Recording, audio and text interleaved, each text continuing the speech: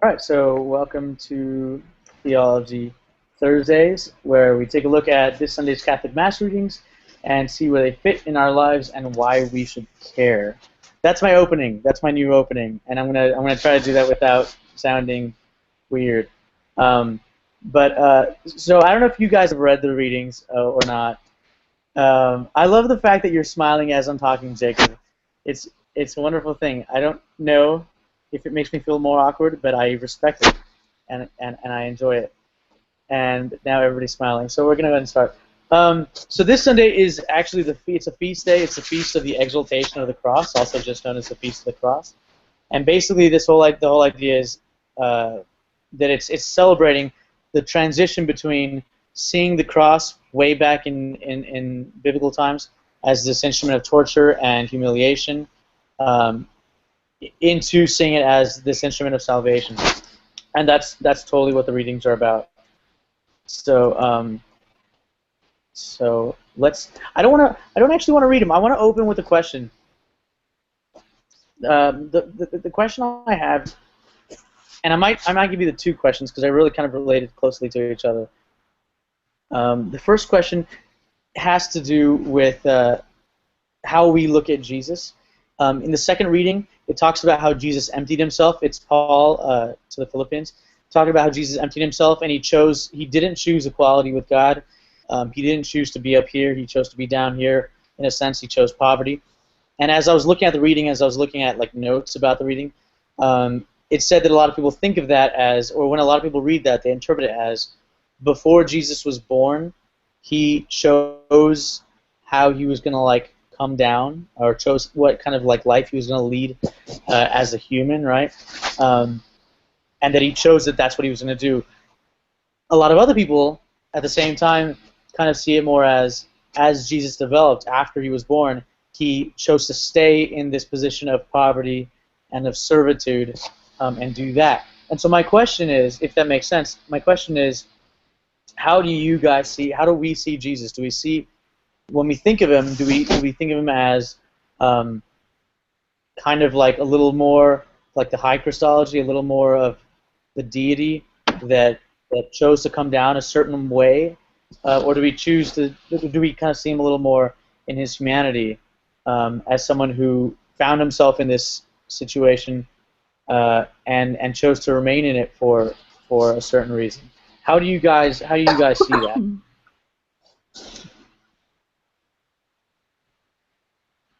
If you've ever thought about that before, I don't know if you've ever thought about that before. Only a little bit. Um, Or both, you know. Do you want to go? no, I'm listening. I'm hoping you'll start talking because I don't know what to say yet. Okay. Um, I've always thought of Jesus very firmly as God. Yeah. It's actually only been recently that I've thought more of his humanity and what that meant and the way that he chose to do things and stuff. But to me, Jesus was always God and a deity and infallible and perfect and all-knowing in the same way that God was. Um, and recently I have been thinking about it, and the conversation that we had 3 or 4 weeks ago where we were talking about how he may have been omniscient, but how his humanity may have narrowed his focus, or all of those things. Sure. And it's interesting things to think about, but I think to me still Jesus is God, and he knew what he came to earth to do, and I think he knew it from the moment that he became human at conception. I think that he has always been God, and so I don't know. Kind of like thinking about a few weeks ago when we were having that conversation. It seems to me that there are certain parts of humanity that Jesus would kind of be denied from experiencing if he constantly had that omnipresent view of the universe. I don't think that it's the kind of thing that he wasn't able to understand all the things that are going on. But I seriously think that for things such as suffering, for things such as what he was going to endure on the cross, for things such as losing John, for really all of the really human, painful experiences in his life, I don't think that it would have been possible for him to truly focus on the human aspect of that feeling if he was able to see the big picture and be like, okay, but it's going to be all right. I mean, I think there's something to say that he probably denied himself that all visibility, but I think that he always knew that there was a mission for him, and I believe that he always knew that yes, I am God and that I'm here on Earth. I just don't exactly know what that means yet. It's kind of like he put himself in that situation the moment he crossed into human form. Um, he allowed himself to be kind of packaged up and then opened up for the world as he went through his life. No, that's cool. That's cool. It's cool that you guys are both, both have kind of slightly different ways of looking at it, because that's basically, the two versions that I found while kind of looking at these three readings, Yeah. the two ways of looking at it. And I don't know that necessarily one is, I don't know that one is necessarily better than the other. I think the truth is probably maybe a mixture of the two. Obviously, like, we believe he was God, is God, and and really like us knowing what line there was between where not where his divinity stopped and his humanity started or anything like that, but how that played out on the day to day for him. I don't think anybody can really ever know. Um, so, did you have something to say, Mom?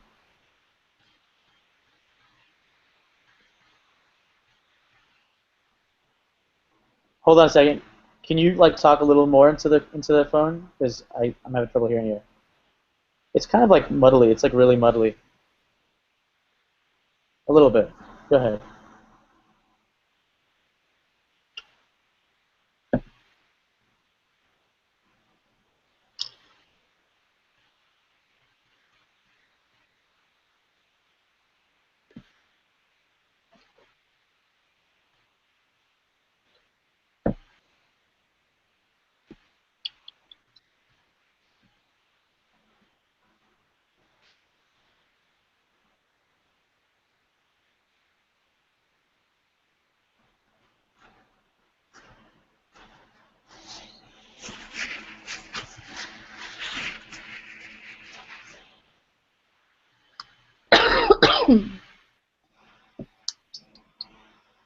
Right.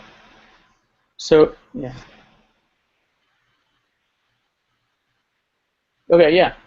What my mom's saying is that she was pointing out a part of Philippians where obviously Jesus is God.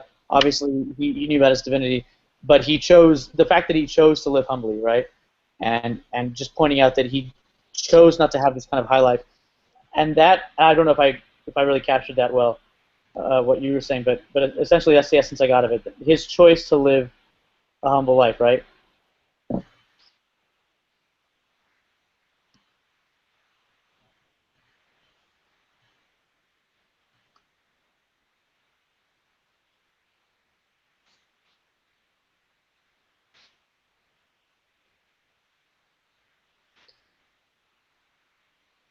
Right.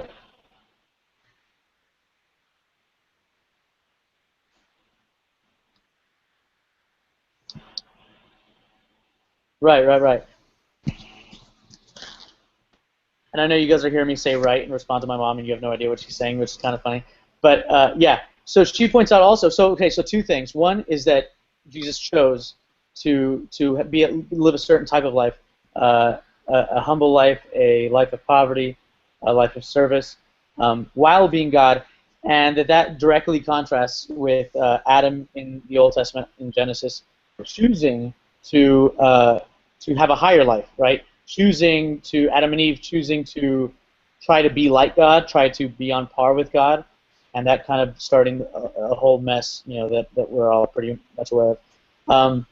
And she brings up the word that I was going to bring up in a little bit, biblical types. And you guys know what types are, right? I don't know if other people, the two people who might watch this at some point might not know what types are. So just briefly, biblical types are connecting the Old Testament with the New Testament.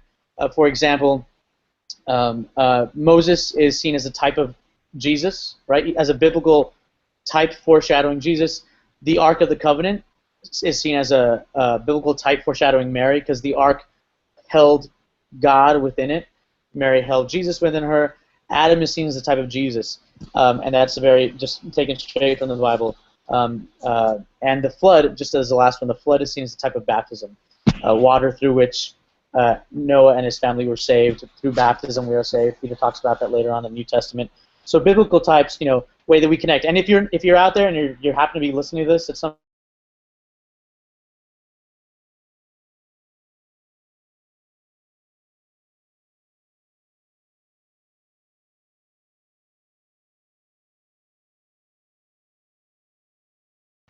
understanding the Bible a lot better, because it connects the two. A lot of people are kind of into the New Testament, they're not really into the Old Testament, but seeing how they connect with each other through typology is what it's called, makes it kind of easier.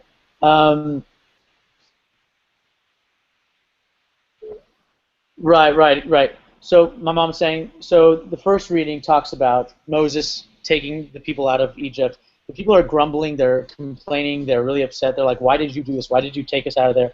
And basically they're kind of biting the hand that feeds them. They're eating the manna from the desert, this magical food that just appears, and feeds them in the middle of this desert.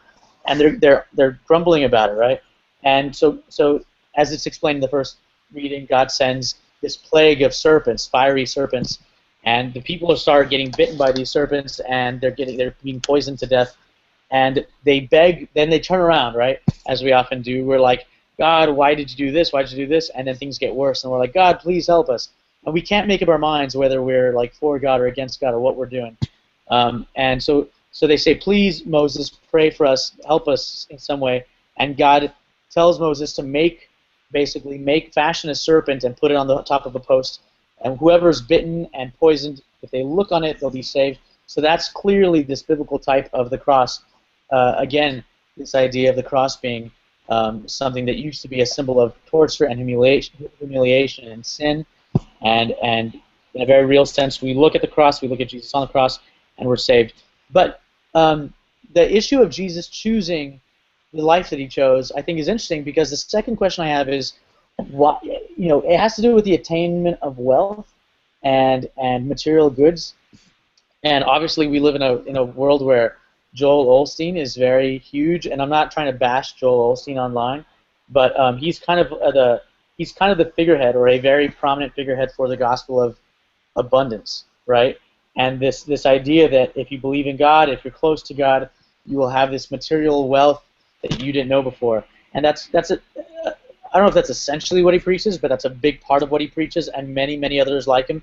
And they build these huge multi-million-dollar complexes all over the country, at least megachurches, and basically preaching the gospel of abundance. And yet we see Jesus choosing a life of poverty. So my question is, and I'd love to hear your thoughts on it, my question is, why did Jesus not attain wealth?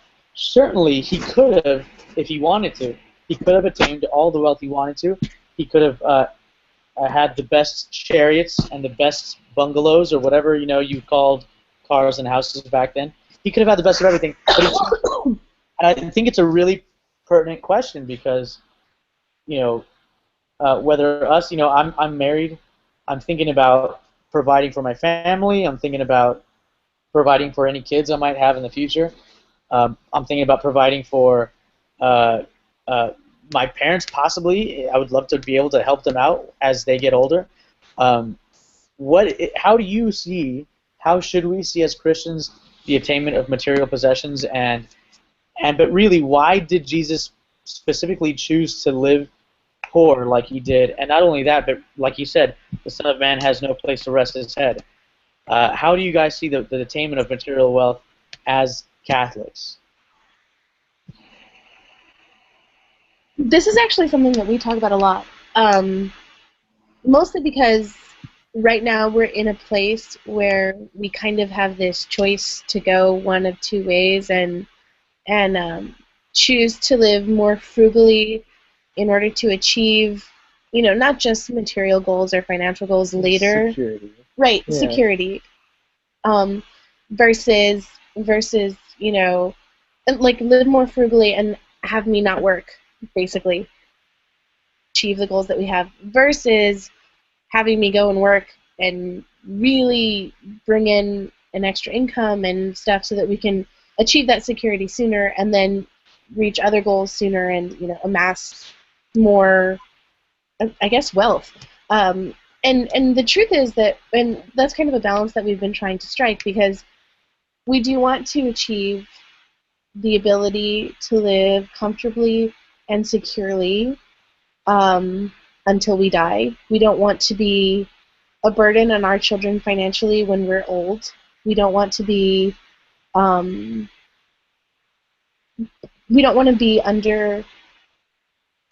or unable to buy things that we need when we need them because we're living paycheck to paycheck, as has been the case in the past with us. We want to be able to, for example, recently I broke a tooth and we needed to get it fixed. It was expensive, but we were able to do that. And so it was, a first for us, because even a year ago we would not have been able to fix my tooth. And so it's like these things that we're doing, these steps that we're taking to be secure. And then we also have this idea of, well, what is too much? At what point do we cross the line over, yes, we're being financially secure, we're planning well, we're not being a burden on other people, we're not being a burden on the state, we're not being a burden on our children, but now it's excessive, and so we've kind of tried to figure out where the line is. And for us, it's a lot about social justice. And actually, we do have a difference of opinion on where that line is. I think I tend to be a little more towards having more, and he tends to be towards having less. That's not exactly true, but Thank you for painting me in such a nice light. Well, he doesn't understand why I would want to buy an expensive purse, for example. She doesn't understand why I like to buy a $5,000 computer. So whatever. Well, whatever. Anyways. But I think that it's been interesting to try and figure out, like, the social justice issues against, like, what does me having wealth and what I do with it, what does that mean? Yeah. So, like, having wealth, and a good example for me is Bill Gates. He has a lot of wealth, and he uses a lot of it for good. But some of the ways that he amassed that wealth is not so ethical, in my opinion. I mean, everything was legal business practices in the United States, but that doesn't necessarily mean that it's the right thing to do. I don't know if you've ever seen the legal business practices for corporations, but they're really insane. Anyway, sorry, go ahead. Yeah. But legal doesn't make it ethical. Exactly. At all. And so, like, a debate that I kind of am struggling with right now is, like, is it better to have been ethically shady and amass all of this wealth and then do so much good with it? And, does that counterbalance all the times that he screwed over hundreds of people and millions of little online startups and, broke the backs of the middle class who were just working, trying to make ends meet in a lot of ways, and, monopolized for a long time this industry? And, and ultimately the answer to me is no. But everybody has to come up with their own ideas for where that comes from and what side of the line they fall on. And I think part of that is informed by the fact that in the gospel itself, Jesus says it is more difficult for a camel to pass through the eye of a needle than it is for a rich man to get into the kingdom of heaven. And I think that it's not just because of how you spend the money once you're wealthy, but amassing that amount of wealth in the first place changes the person. But it requires a lot of selfishness. It requires a lot of selfish action and self-thought and disregard for other people. I don't think it's possible, unless you win the lottery, to amass a large amount of wealth without being primarily self-interested. And I think that primary self-interest goes against Christianity. But it's also very difficult to talk about this because, like, Bill Gates himself has gone on the record saying, that he regrets a lot of the actions that caused him to have his wealth, but the way he sees it now is people who are wealthy are in the position of being able to grow their wealth and to be able to direct it in in ways that actually make significant changes to the world. Like he sits there and talks about the fact that, you know, if I had $1,000 in my account, that's all I had, and I gave 10% of that $1,000, you know, that's giving $100. If I can give 10% of $1 billion, that's $10 million. You know, I'm able to provide more for people by growing my wealth and by doing it this way. And I see that, and money does talk, and money does make people move, and money does make people do things. I think more than often there's more complications than people can admit when you're throwing money at a problem. But kind of going back to the real subject, with the second part of this question, where you asked, why is it that Jesus didn't choose to be wealthy? I think, and this is really just an opinion, but I believe the reason why Jesus chose not to become wealthy is because it was a distraction from the mission. I think God has intentions for everybody, including himself when he was here on earth. And I think that distracting from the fact that he is truly the Son of Man and died for us for our sins, and to spread the gospel, to spread his word after he died, like seeds on the wind, like doing that, I think becoming wealthy is very much just a distraction from the point. I don't think he felt then that it was required in order to accomplish what he needed. But I don't think that necessarily means there isn't a requirement for wealth in order to accomplish other things here on earth. The Catholic Church has a huge sum of wealth, unknown sum of wealth. And we pray and we hope that we're using it in a way that is in the honor of Christ and in the way that he chooses. And there's a global understanding and realization that we have to have that wealth in order to have the infrastructure, to be able to communicate, to be able to bring people under our roofs, to be able to do our charities, to be able to provide the health care that the Catholic Church provides. And I think that largely the wealth isn't indicative of sin in itself. I think that it can be indicative of it if it's what you're focused on. I think it can be if the attainment of more power and the attainment of more wealth is the goal. But Jesus' goal wasn't the attainment of more power, more wealth. And I think that honestly, he probably had a lot more going for him in staying in a state of poverty because of the fact that he was God. He knew that he would make his mission, that his mission would.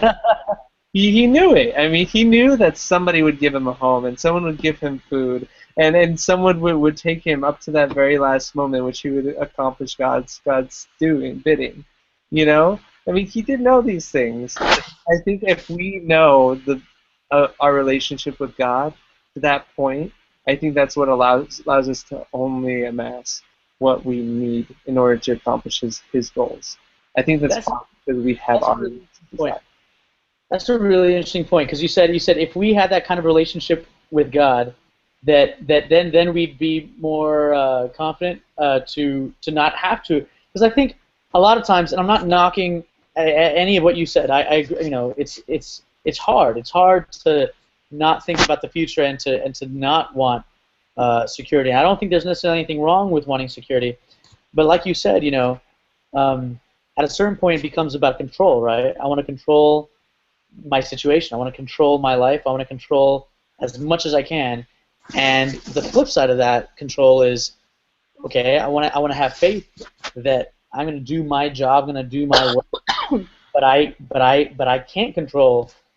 Even if I think I can, you know, Steve Jobs got cancer and he passed away, and I mean, how much control did he have at the end, you know? But so I think it takes a lot of faith, like you're saying, and a really tight relationship with God and with yourself, your own kind of inner being, to be able to let that kind of control go. Real quick, Casey has a thought, and then we'll get to you, Mom. Let's do that real quick. So, Jacob, I agree with what you're saying about how Jesus probably wasn't wealthy because it would have been a huge distraction. I agree with that. It's hard to travel and do your mission if you have all this wealth to worry about. But I think another part of it may have been, well, Jesus is an example, right? He's an example for everybody to show us how to live. And if he had been wealthy, I think that would have totally kind of undermined what he was trying to teach and what he was trying to say. He would have been teaching basically like the opposite, like, or maybe people may have gotten the impression that he was teaching the opposite, like only the wealthy can enter. You know, you have to be like me if you want to enter the kingdom of heaven. I'm wealthy. You have to be wealthy. You know. So I think he kind of wanted to show that like this wasn't for the wealthy, and like you said, it's easier for a camel to pass through the eye of a needle than it is for a wealthy man to enter heaven. It's actually the exact opposite. Like, it's usually a lot easier for like, poor people to enter because they're not as attached to their material goods and stuff like that. So I think it was also because we just wanted to be like a really good example. Ideal. Yeah. Yeah. Cool.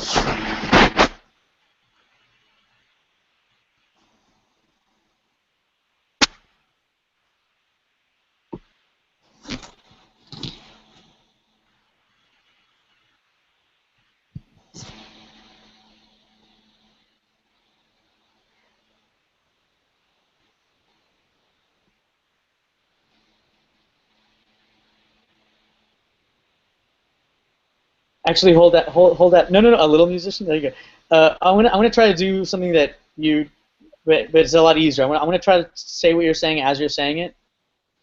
You know, like So real quick, I'll just recap what you said. All throughout the Old Testament, God constantly chose.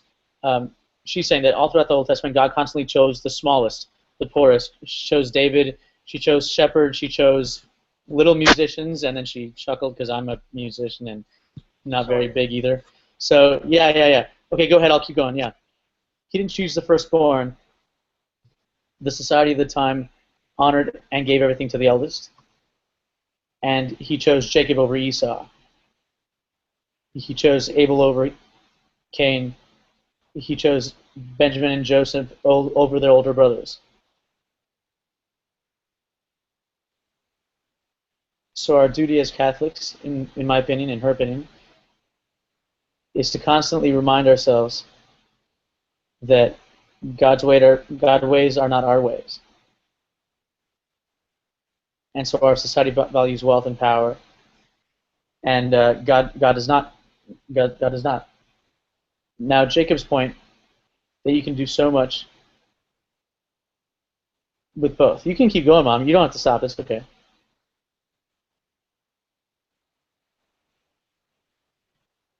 You can just wait. Hold on. I can't hear you anymore. It's gone. There you go. Jacob has a point that you can do so much more with money, but that has to be God's will. That's an interesting point. And Sophie's point that it doesn't really matter how much you have, but how you use it or spend it. Oh, get it. Oh, how you get it. Right. Sorry. How you accumulate it. So if you are hurting anyone in the process, then obviously that is not God's will. Right. Yeah. No, right. I was at a seminary once. I wasn't in the seminary. I was at a seminary. Although I was inside the seminary, so I suppose I was in the seminary once. Wow. They just had a class on ethics like that, and they had one sentence on the board on the chalkboard, and it said I can't remember exactly what it said, but essentially it was saying evil can never lead to good. Evil can never lead to good. And I asked the priest, one of the priests that was there, I think he was the priest that was actually giving the class. He was done. He had some free time, and I asked him, I was like, what is that about? And this was like about 10 years ago or so. And he was like, we were having a lesson about how the end can never justify the means if the means are negative or bad or evil or anything like that. And I thought it was really interesting because I definitely never, I had the opposite idea until that moment when I started to think about what he was saying. I had what I think it might be a kind of popular opinion, if I see the goal and the goal is good and I know the goal is good, then however I get to the goal is kind of neither here nor there. And I think it led to a lot of what I think a lot of kids do. When I was a kid, I would lie to my parents. I would lie to people. I would little white lies that you say because you don't want to hurt them or because you want something or because you want to go around a certain rule or whatever, And you say, well, the end is a good thing, so it justifies the means. And I remember thinking about that for a lot, and I still kind of think about that, you know. And so just that idea that essentially, you know, like you're saying, Bill Gates or anybody else, you know, I mean, we're all, it's kind of inescapable, almost inescapable, unless you're one of those guys in the reality TV show that doesn't get a paycheck at all and lives off the berries in the woods. Very cool show, by the way. But we're all in this system that is really kind of corrupt and crazy. You can't do, it's really hard to do anything without buying in or feeding that corruption to a certain extent. Even if you're just going to the grocery store and buying food, like it's you're feeding into this corruption. I think it's interesting. Jesus, you know, we're talking about how Jesus didn't choose a life of anything but poverty. And on the other side, not to justify anything, but on the other side, to a certain extent, he allowed himself to dip into that his own system of corruption at that time. You know, tax collectors, and he ate the food that they provided, and that food was bought with their money, which was taken a lot of times stolen from the poor. And he allowed himself to eat with them. He allowed himself to eat with prostitutes and other people who did nefarious things and who cheated people out of money. So on one hand, he did allow himself to take part in, even in a little bit, into that kind of system of corruption that existed at the time. On the other hand, he also constantly encouraged those people and really kind of turned those people around to turn from their ways. You know, the story of him with the adulteress. All right, does anybody judge you? I don't judge you either. Now turn and do no more sin. And they did, and they would leave their life of cheating and of sin and of whatever they were doing, and they would follow him. So it's kind of interesting. He even, it might be said, touched that line of, you know, I live in a world where the remnants, the what we, you know, what we attain from hurting each other is kind of inescapable, and he allowed himself to take part in that a little bit. But then he, you know, after eating with those the tax collector, the whoever else, he kind of helped them turn away from that and lead a new life. And so I think that's it's a really hard question, right? But that's the whole idea of this Sunday. The whole idea of this Sunday is how do we be a part of God's plan, taking what is bad, what is evil, the fruits of that evil, and making something good out of it, or clearing it away so that something good can grow. That's kind of how I see this Sunday's readings. And just briefly, the first one essentially is the serpents that were being plagued upon the Jews traveling from Egypt. Were hurting them, obviously, were killing them, and then a new thing was made out of a serpent to heal them. The second one, Jesus in his poverty defeated poverty and defeated death. In his death, defeated death through the cross and led to salvation. And also the third one as well. So I think we can close with that. Do you guys have any final kind of closing ideas? No. No. Okay. My mom does. Good. My mom's going to say one more thing, and I will do a little bit of English to English translation for you guys. She says, I think it's a little confusing to say that Jesus kind of took part in the corruption. I think what Jesus did was love the sinner. And so he joined him for dinner, but he never joined them in collecting the taxes or in prostitution, obviously, or any other social evil. So our task is to live in the world and love the people that we see regardless of who they are and what they do, but not join them if it's not the right action. Sure. Yeah, and I agree with that, right? Our task is to love them, but kind of like what Jacob was saying, you know, if I don't know, it's kind of I mean, it's basically saying that whole idea of blood money, you know, if I know that my friend stole $200, bless you, and I allow him to give me $10, it's an ethical question. What part did I play? Am I kind of condoning his actions, his ways of attaining that money? It's kind of weird. And so that's the only way that I'm talking about Jesus taking any part in. Obviously he doesn't condone any kind of evil, but he allowed himself to eat from the table, eat the food that was bought with money that was taken forcefully in a criminal way by the people he was eating with. So that's all I mean. But that being said, I think the way that what you said, Mom, is very true and a good way to end it. Our job is to love the world, love the people in the world, and not take part in the evil of the world, but separate the sin from the sinner and love the sinner, and love ourselves. We're all sinners, and do the best we can to not take part in the evil that is all around us. So let's end it right there. I'll stop the broadcast. Thank you very much, and I'll see you guys next week. But I'm going to keep talking to you guys after I press this little button right here. Goodbye.